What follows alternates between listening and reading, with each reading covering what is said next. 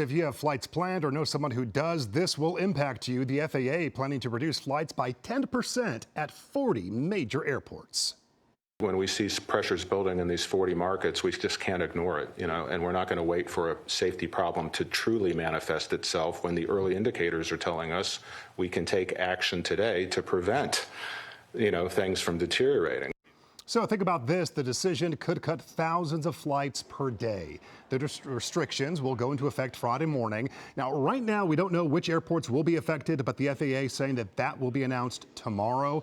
This all comes, of course, after Transportation Secretary Sean Duffy said earlier this week that the FAA will be forced to shut down the airspace in some areas if the shutdown continues into next week. Airlines for America, a trade association representing major U.S. airlines, says it is working to understand details of the mandate and will try to mitigate impact to passengers and shippers. And again, as we just said, we're going to find out tomorrow if any of the airports in our area will be on this list. Let's go to Air 7 and Chris Christie over Burbank Airport. Chris, this is all happening right before the big Thanksgiving Day holiday travel rush.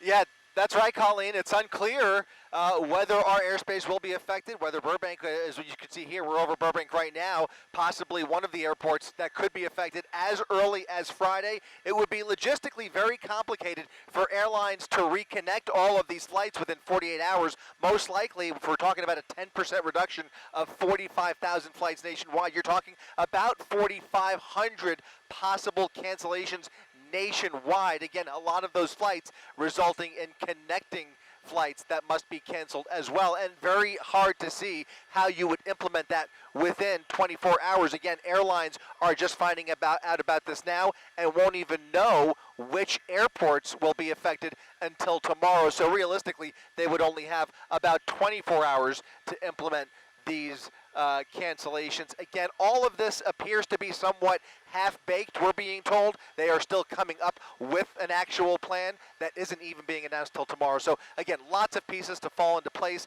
This is taking place at some point in the next several days, as soon as possibly Friday morning. So a lot to be determined here. Of course, we'll continue to keep you posted. Reporting live from Air 7, I'm Chris Christie, ABC 7 Eyewitness News. Chris, thank you. Of course, we will continue to follow this story throughout the afternoon, and we will have more on what this means for you on Eyewitness News and World News Tonight with David Muir.